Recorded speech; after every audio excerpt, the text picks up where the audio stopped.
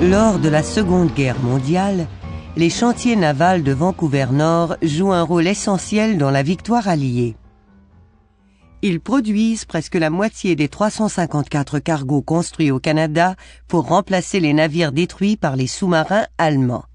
Les effectifs augmentent rapidement et la cadence ininterrompue de la production contribue à modifier le cours de la guerre. En raison du rôle crucial que jouent les cargos dans le transport des produits nord-américains vers les zones de conflit, le gouvernement fédéral assure la coordination de la production industrielle de cargos de 10 000 tonnes. Grâce à la douceur du climat qui permet un travail à l'année longue, les chantiers de l'Ouest se hissent au premier rang national.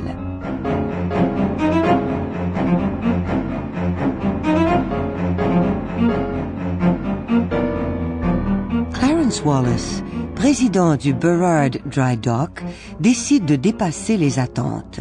Il exploite 4 cales de construction, plus 4 autres, dans un nouveau chantier ouvert dans l'anse Burrard, du côté de Vancouver. Le North Vancouver Ship Repairs, un chantier naval concurrent, agrandit également ses installations. Comme tous les constructeurs alliés, ces chantiers utilisent un seul modèle aux pièces normalisées. Les ouvriers forment et découpent les plaques d'acier par milliers. Celles-ci sont rivetées avec des tiges d'acier brûlant, une technique qui différencie les Victory Ships canadiens des Liberty Ships américains assemblés par soudage.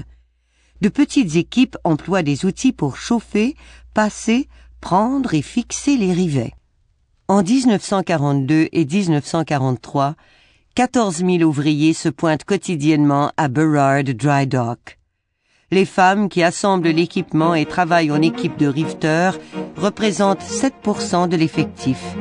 À la fin de la guerre, c'est avec regret qu'elles quitteront le meilleur emploi de leur vie.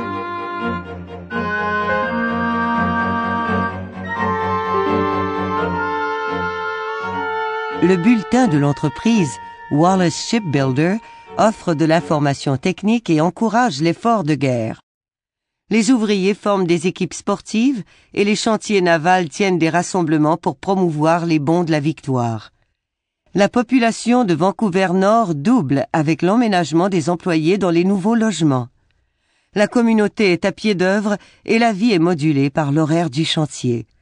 Chacun doit voir à la sécurité et même les enfants s'entraînent en prévision de raids aériens.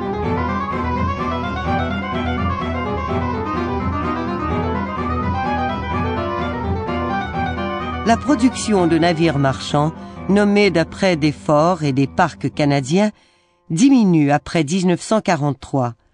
En 1951, Burrard Dry Dock achète son concurrent, North Vancouver Ship Repairs, et s'affirme comme le principal chantier naval de la côte ouest du Canada.